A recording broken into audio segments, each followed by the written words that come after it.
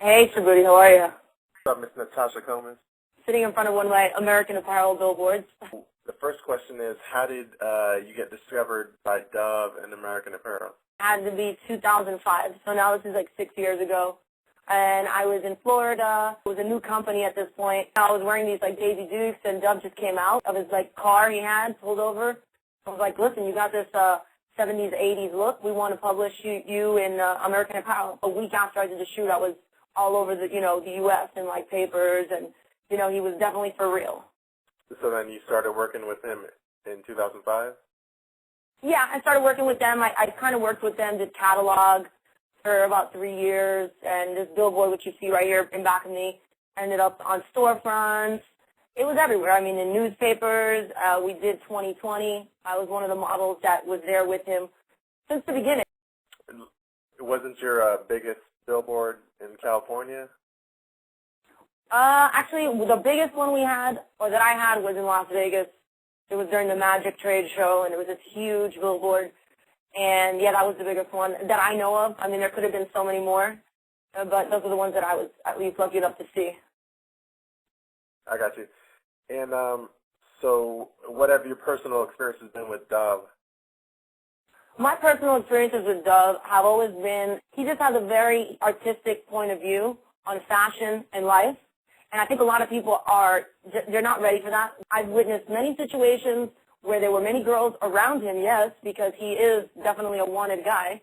And I just think that a lot of it is obsession. I think these girls, they find themselves in a situation where, women are not able to express themselves sexually, is what I'm trying to say.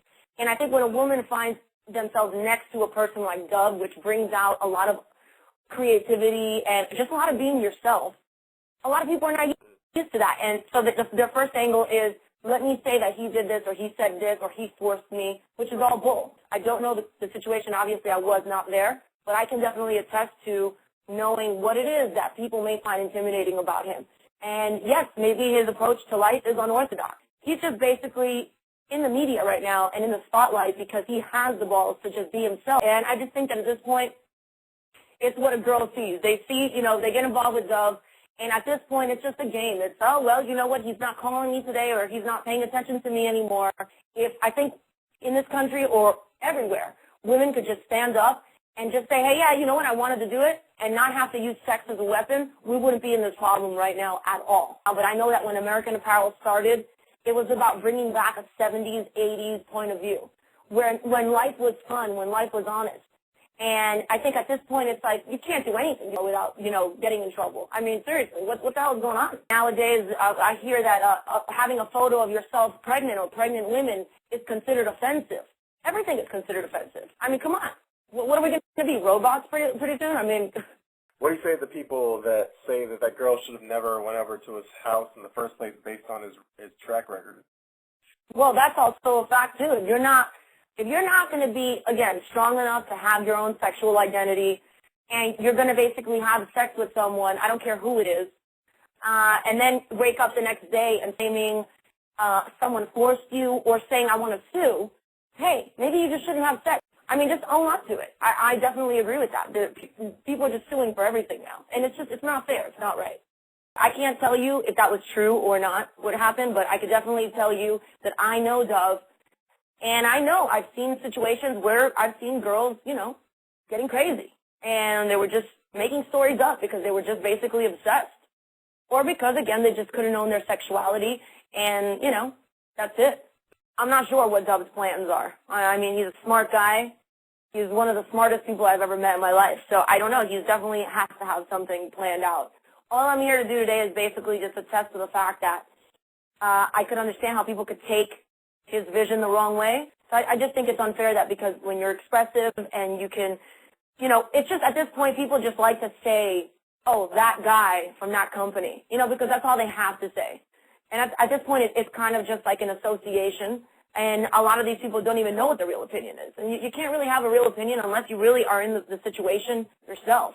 And I'm one of the people who have been in the situation of having a photo shoot one-on-one with Dove.